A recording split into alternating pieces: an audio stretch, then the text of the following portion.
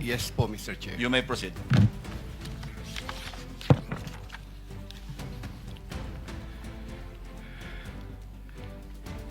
Dear Senator Lacson and honorable members of the Blue Ribbon Committee, I am Roberto Bernardo, formerly an Undersecretary for Operations of the Department of Public Works and Highways, DPWH. I was summoned to appear today before the Honorable Blue Ribbon Committee and required to testify in connection with its ongoing inquiry in aid of legislation into the reported anomalies in certain DPWH projects, flood control projects. Bago ko po ilahad ang aking nalalaman sa mga bagay na nais tumbukin ng kagalang-galang na Blue Ribbon Committee, ako po ay umaamin sa aking maling nagawa. Ako po ay hindi naging matatag at tapat sa pagpapatupad ng tungkulin na ipinagkatiwala sa akin ng ating pamahalaan at sambayanan. Taus-puso at puno ng pagsisisi na ako po ay humihingi ng kapatawaran sa Diyos, sa ating bansa at mga kababayan, gayon din sa aking pamilya, mga kaibigan at sa lahat ng aking binigo. Nakagawa po ako ng pagkakamali at pinahintulutan ko po ang aking sarili na maging kasangkapan sa pagpapatupad ng isang masamang gawain. Handa po akong gawin ang lahat ng nararapat upang maiwasto ang aking kamalian at maiwasan na ito'y mangyaring muli. I wish to assure the Honorable Blue Ribbon Committee of my full cooperation with the investigation. I am submitting an affidavit outlining my knowledge and of and involvement in certain events material to the subject of investigation. Moreover, I will disclose and expound on related incidents within my personal knowledge, mindful not only of the materiality of my testimony, but also of my rights, as well as fearful of what effects my disclosures will have on my family's safety and well-being. I have applied before the Department of Justice for coverage as a state witness under Republic Act No. 6981, otherwise known as Witness Protection, Security and Benefit Act. I hope the Honorable Blue Ribbon Committee will find merit in my application and favorably endorse the same to the DOJ. With the assurance of the Honorable Blue Ribbon Committee that my rights and benefits under RA 6981 shall be respected, I am prepared to submit the aforesaid affidavit to Honorable Blue Ribbon Committee and swear to and testify on the same, with the approval of the Honorable DOJ Secretary on the disclosure thereof for such purposes. The highly sensitive nature of the disclosures made in my affidavit cannot be stressed enough. These deal with involvement in irregularities of 4 senators and 1 congressman, 1 member of a constitutional commission, and 1 undersecretary, seriously undermining public trust in 2 out of 3 branches of our government and a constitutional body, thereby posing a significant threat to our national security as it may lead to political instability, which may weaken the ability of the government to function effectively. 25 of September 2025, Makati City, Metro Manila. And this, Mr. Chair, signed na po ito. Okay. May we hear from Secretary Remulla since he mentioned about his application for admission into the program? Your Honor, we will have to evaluate his statements in relation to all the other testimonies that we have gathered in the DOJ and in the Blue Ribbon Committee. The Senate President. Chairman, yeah. We would like to listen to your sworn affidavit, if you have one, or an affidavit that you will swear to complete the disclosure that you're talking about. Otherwise, those are mere general statements. Please, thank you. Yes, Mr. President, Mr. Chair, may I be allowed to read the Yes, you may proceed, Usec Bernardo. affidavit? I, Roberto R. Bernardo, Filipino, of legal age, a resident of Malolos City, Bulacan, under oath, deposed and state. In connection with the ongoing Senate Blue Ribbon Committee investigations, I intend to submit this affidavit which provides details of my knowledge about matters within my jurisdiction relating to flood control projects when I was still serving as Undersecretary for Operations of the Department of Public Works and Highways. This affidavit lays out details. Sorry, excuse me. You have your counsel now with you? Yes, sir. Yes, po, Okay, Mr. on Chair. record. Okay. This affidavit lays out details of the involvement of legislators as well as other government officials with a commitment on my part to expand these disclosures as my best recollection of facts and records may serve. Number three, since the received an invitation to appear in these proceedings, I began collating, vetting, and consolidating all written communications, documents, tables, and matrices and lists in my possession, the retrieval of which has been difficult since I retired from public service last August 2025. With the benefit of more time and greater freedom to access files, I am confident that I can provide even more material and relevant evidence that would clarify the issues once and for all. Number four, more importantly, I am executing and submitting this affidavit with my full and absolute consent as an integral part of my application to be admitted under the Witness Protection Program through the favorable recommendations of the Honorable Chairman of the Blue Ribbon Committee, Senator Ping Lacson, and the Honorable Senate President, Tito Soto, under Section 4, as well as Section 10 of Republic Act Number 6981, otherwise known as Witness Protection, Security, and Benefit Act before the Department of Justice. I attest and confirm that the names, dates, and transactions mentioned hereunder are based on my direct personal knowledge and have ample documentary support where necessary or desirable if given full opportunity to retrieve the same. Background facts. I earned my bachelor's degree in Bachelor of Science in Civil Engineering in 1984. I am a registered civil engineer by profession.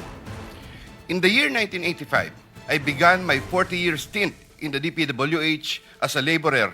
I then climbed the ranks through the years as Associate Civil Engineer, Engineer 2, Engineer 3, and as Assistant District Engineer, Assistant Regional Director. I then became Assistant Regional Director CESO 4 sometime in 2012 until my appointment as Assistant Secretary in 2016. I finally became Undersecretary more than a year later and remained such until my retirement on August 2025. I met former District Engineer Henry Alcantara during my assignment in the Laguna 2nd District Engineering Office. Engineer Alcantara, Engineer Bryce Hernandez, Engineer JP Mendoza, and Engineer Algie Jumasig all belong to the Bulacan 1st DEO. 2020-2040 scheme. Sometime after the State of the Nation address of President Ferdinand Bongbong Marcos Jr. in July 2025, and while I was already on sick leave, I heard from Secretary Bonoan for the first time that Engineer Alcantara, Engineer Hernandez, Engineer Mendoza, and Engineer Dumasig were engaged in contracting activities using the licenses of other contractors. Subsequently, Engineer Hernandez confirmed this arrangement through one of the legislative hearings and by other contractors whose license they used. According to Bryce Hernandez, their sharing is 20-20-20-40% from these activities. My understanding is that they had prepared and signed documents for purposes of collecting payments, which they then apportioned the profits amongst themselves. However, I must admit that I have no personal knowledge on the exact actions they took to accomplish this scheme, and I can only be asked general questions on the systems in place that would have allowed this modus operandi to happen. I categorically state that I have neither knowledge nor participation in these business activities, which were entirely done by Engineer Alcantara, Engineer Hernandez, Engineer Mendoza, and Engineer Dumasig on their own. Ghost projects. At about the same time, after the 2025 SONA, I also heard for the first time that aside from the 2020-2040 scheme, were flood control projects, ghost projects, for which Engineer Alcantara, Engineer Hernandez, Engineer Mendoza, and Engineer Dumasig were also responsible. These were confirmed later by Secretary Bunaan during a separate legislative hearings. I called up Engineer Alcantara to ask him about these flood control ghost projects. He denied any participation. Subsequently, he likewise told me that he even convened the officers of Bulacan First DEO to confront them about these ghost projects, and that some officers, it was Engineer Hernandez who was the primary person responsible for the same. In the exact words of Engineer Alcantara, si Bryce po yan. I categorically state that I have neither knowledge nor participation in these flood control ghost projects. Congressman Zaldico. My personal knowledge regarding Congressman Zaldico are set out as follows. Congressman Zaldico one time called me to say that he met Engineer Alcantara and wanted to confirm, maayos bang kausap si Engineer Alcantara? To which I replied, maayos po. Engineer Alcantara then told me that Kong Zaldico was asking for a 25% commission, and out of that amount, 2% was to be shared equally between Engineer Alcantara and myself. In his exact words, "Boss, hati na tayo sa 2%. Furthermore, Engineer Alcantara would tell me every time that he made deliveries of cash to Congressman Zaldico in compliance with his commitment to Congressman Zaldico.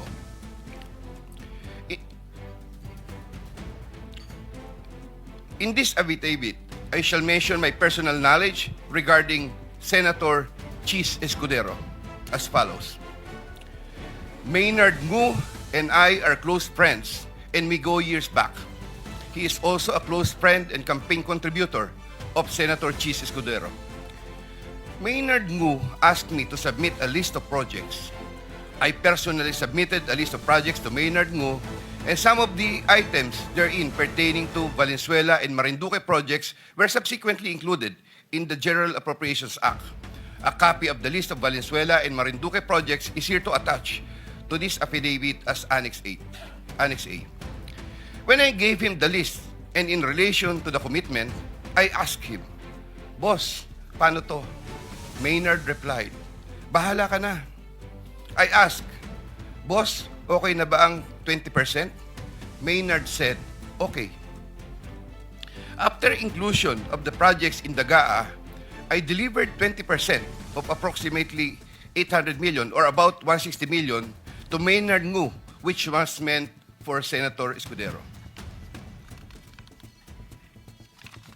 Finally, I would like to add that deliveries of cash were personally made to me by me to Maynard Ngu at his office in Manila. I confirm that Commissioner Lipana requested that he be referred to officers of DPW's Bulacan First DEO. I referred to Engineer Bryce Hernandez. I have no personal knowledge if they were able to secure a project in Bulacan First DEO. Furthermore, and subject to possible referral to an executive session upon the approval of the Honorable Chairman, I attest to the broader systemic issues in DPWs that are widespread. My statements hereunder are based on personal knowledge and direct interactions with the personalities involved with great risk to my safety and that of my family members. I confirm the following. Usec Trigib Olaybar of DepEd. Usec Trigib Olaybar used to work for Senator Ramon Bong Revilla and Senator Sani Angara before his appointment as Usec for the Department of Education. Sometime 2010, I met for the first time Usec Olaybar, who was then working in the office of Senator Bong Revilla. Later, I learned that he transferred to the office of Senator Edgardo Angara and then later to Senator Sani Angara.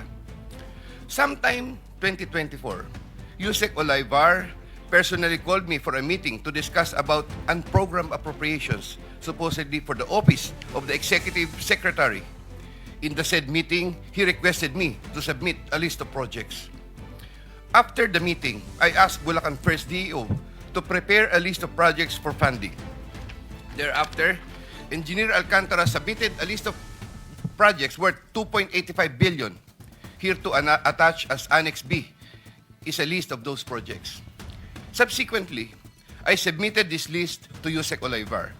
Usec Olivar told me that the commitment is 15%. In his words, Boss, 15 yan.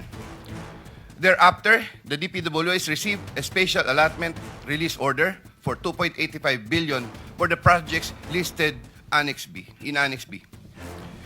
Engineer Alcantara, from time to time, would collect and deliver the agreed 50% commitment to me, which I delivered or caused to be delivered to Usec Olivar in Magallanes, Makati, and other places.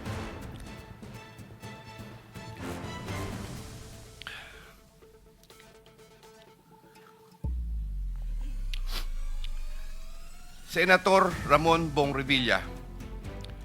Sometime in the year 2024, Senator Revilla and I met where I gave him a list of projects given to me by Engineer Alcantara. Senator Revilla asked for a commitment, which I suggested, then he approved at 25% of the total amount of the projects indicated in the list here to attach as Annex C. I relayed the 25% commitment to Engineer Alcantara and told him that Senator Revilla will appreciate additional contributions for his senatorial re-election bid. Engineer Alcantara collected the 25% commitment, or about 125 million, which was turned over to me and then delivered to Senator Revilla in his house in Cavite.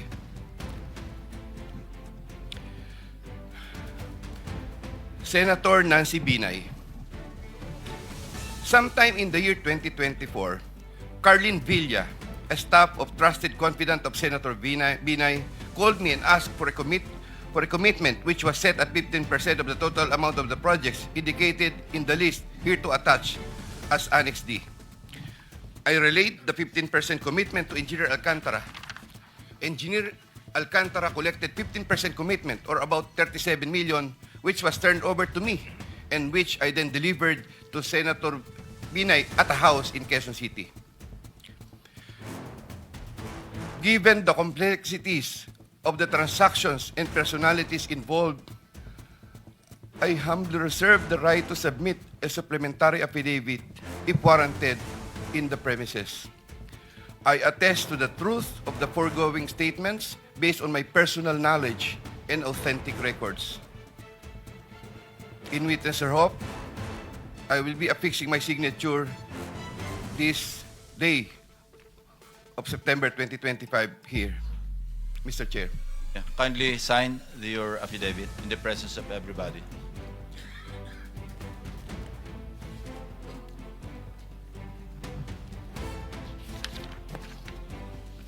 Here, Mr. Chair, I have already signed it.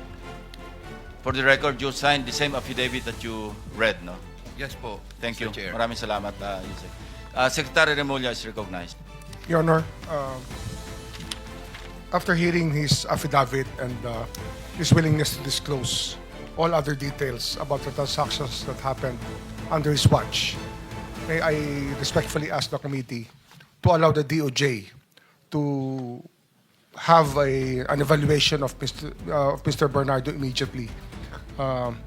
This matter has to be done because of the gravity of the situation and the fact that we may have to really work overtime on legal matters that are needed, or on necessary legal matters, so that we can preserve the monies and other things that are involved in this discussion.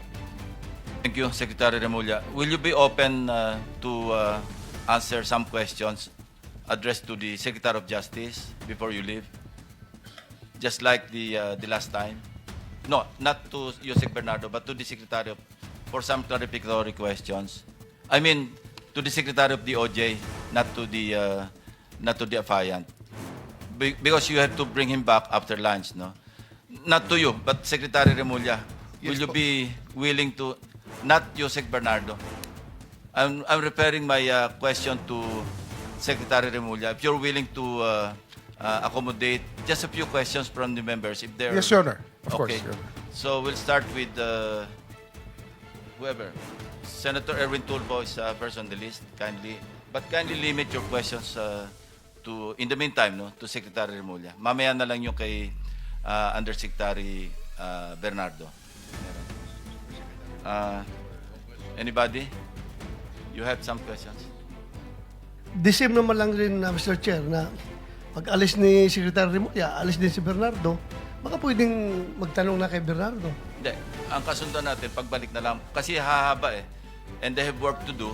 So we are accommodating them in the same manner that we accommodated Alcantara, Engineer Alcantara, to be brought immediately to the DOJ for evaluation, for some procedure. And after that, we can have all the time in the world. Maski hanggang madaling araw, kung gusto mong tanongin si Usec Bernardo, O sir, pero you can. ito, for the benefit of general questions Hindi na, na we're just dahil- postponing. We're not rejecting your request to propound questions. Isa kasi sa akin kasi, sir, pag sabi niya ngayon dito, diretso kaagad file ng kaso sa DOJ without Hindi, no, us no, no, giving the benefit na makapagtanong man lang kung Sige. Sen. No, I think the thing is that if the Department of Justice, as much as possible, would like to evaluate first. They will not file any cases against anyone. but subsequently, filing And of then, cases will follow. Kung sana naman bago siya makonsider doon, dito muna sa atin. Dahil sa atin niya nilahad yung statement niya, so hindi naman niya nilahad sa DOJ, sa atin muna. So sana makapagtanong tayo bago natin turn over sa DOJ for their consideration.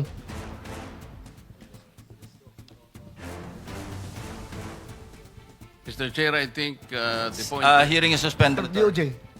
Okay. Yes, sir. Secretary Remulla, sir, Yes, sir. can we confirm from you, so far sa itong tinatakbo na investigasyon natin, kung ilan na yung na-admit ninyo sa Witness Protection Program from our resource persons, kung meron na ba? Sir, under the Witness Protection Program, dalawang klase ng testigo po. One is a protected witness, people who testify in proceedings. If they request assistance from the DOJ and applying for the program, we give them a protected witness status, which means bibigyan na ho namin sila ng security at yung mga ibang benefits pwede na makuha. Ang pagkakaiba lang, pag sinabi hong state witness, ibang procedure din po yun. Kaya yung po yung ina-evaluate ngayon, sa dami po ng transaksyon na nandito, inaayos po namin, tinitingnan ho namin kung paano ho, ano talagang krimen, saan kami magko-concentrate. At kung kaninong testimony po pinakamahalaga under the Witness Protection Act. Yun po, kailangan po makita namin kanino talaga ang necessary para makakuha kami ng conviction later on. Yun po lang ho ang ano dito. Sir, so far, the level of protection that is being provided to the Diskaya, to Bryce Hernandez, sa ngayon ay sa amin pa lang yan sa Senado? Yes, sir. Wala pa. Sir, I just wrote a letter to the Senate President. I don't know if it was sent here yesterday. Ito po yung informing the senators that we have provisionally accepted them to the program. Tapos i-evaluate namin sila as state witnesses, pero bibigyan na ho sila ng security mula po sa sulat na to ay matanggap na Senado. Since they're still under itong tatlong taong ito, si Bryce Hernandez, JP Mendoza, and Henry Alcantara, ay nasa custody po ng Senate at naka-contempt. Hindi po namin sila binibigyan pa ng security, pero ini-inform po namin kayo na bibigyan na namin ng security. And then we have to process also Mr. Diskaya again tomorrow. Mahabang proseso ho ito kasi ang dami hong transaksyon, tsaka dapat alam po natin ang direksyon kung saan po papunta ang mga demanda. Thank you, Secretary Remulla. Mr. Chair, okay na ako. Thank you. Mr. Chair, Yes, Senator Marcoleta. I just want to make of record that when I approached the Secretary of Justice together with Engineer Bernardo, both of them committed that Engineer Bernardo will go to the DOJ accompanied by the DOJ Secretary for the purpose of filing the appropriate charges only. And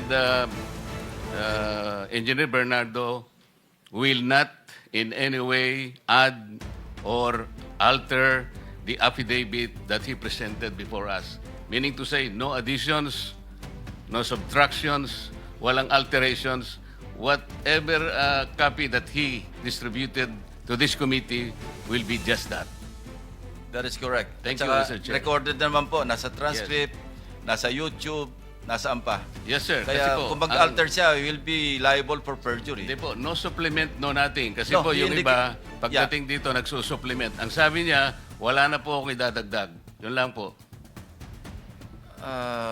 Meron siya sa statement niya na I humbly reserve the right to submit a supplementary affidavit Yun nga if po eh. warranted. Kaya po in the sinabi ko sa premises. kanya, meron ka rito, magdadagdag. Kasi dapat sana alam natin because he presented himself before this committee, but whatever he does outside this committee, wala tayong kinalaman. Hindi na po natin nalalaman kung ano mangyayari. I mean, for purposes of transparency, Mr. President, You're saying Mr. Chair, that, just kaya in case- po pumapayag na kami na dahil paano yung supplemental? Hindi na po natin malalaman. There will be no guidelines. Ito rin po Dito- yung dito rin supplemental gagawin yung other resource persons. Yes, you may, you are excused, Secretary Remulla.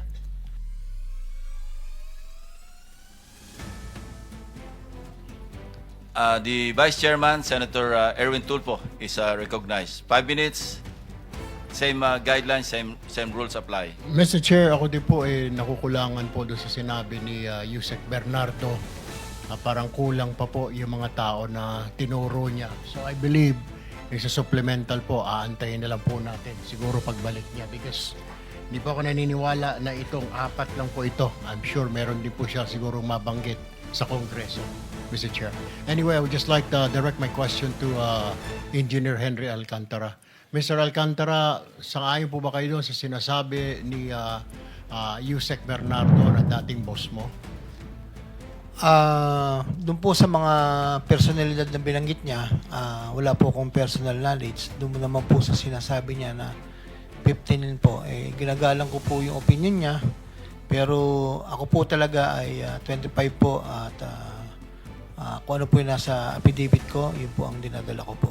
Pinadadala ko po sa mga driver po. So magkaiba po yung sinasabi niya na 15% doon sa sinasabi niyo na 25% ang dinadala niyo po sa kanya. Yes, Sir Honor. Ako po, yun po talaga ang hinahanda namin at pinadadala po sa mga driver po, Your Honor. May babanggit po ba siya na doon po sa 25 na yon ay para kay Senador na ganito lang o wala na siya binabanggit na meron din ako dyan? Wala po, Your Honor. So ibig sabihin, doon sa sinabi niya po na statement, linawin ko lamang, na 15% po ang dinadala niya doon sa mga umano'y mga kasamahan po namin dito versus doon sa binibigay mo sa kanya na 25%. Kulang po. Is that what you're saying? Ang bigay niyo po sa kanya 25%, pero yung nabanggit niya kanina ay 15% lang. So, nawawala po yung 10%. Saan po kaya napunta, Ginoong Alcantara? Hindi ko na po alam as far as ang knowledge ko po at ang dinadala po namin ay 25% po. Yun po ay hinahanda po. Kasama po ang mga tao ko na naghahanda po nun at nagbibilang yun. Chair, nawawala po yung 10% po na ito doon sa 25 na piniprepare nila. Pero po, Mr. Chair, ang tanong ko lang po ulit ay, pero sa pag-prepare po, hindi po ninyo tanong para kanino ba ito boss? Para kanino ba ito boss? Para kanino? Tama naman po yung mga pinagsasabi niya pong pangalan. I never asked po, Your Honor, kasi po siya lang naman po yung kausap ko po, Your Honor. Siya lang kausap mo? Yes po. Alright. Isa pa pong matanong ko po, kasi nabanggit na rin po ni ninyo, ng grupo ninyo, yung 3 pong kasamahan po namin earlier, o 2 po namin kasamahan, si Senador Jinggoy Estrada. Si Senador Jinggoy po ba, na-meet ninyo personal o kahit nakausap sa telepono in person? Never po, Your Honor, na kausap tungkol po sa ganyang bagay o sa telepono po. Never So, po. hindi po ninyo na-meet? Yes po, Your Or Honor. nakausap si Senador Jinggoy? Kalimutang mag-like at subscribe para sa mga pinakabagong balita.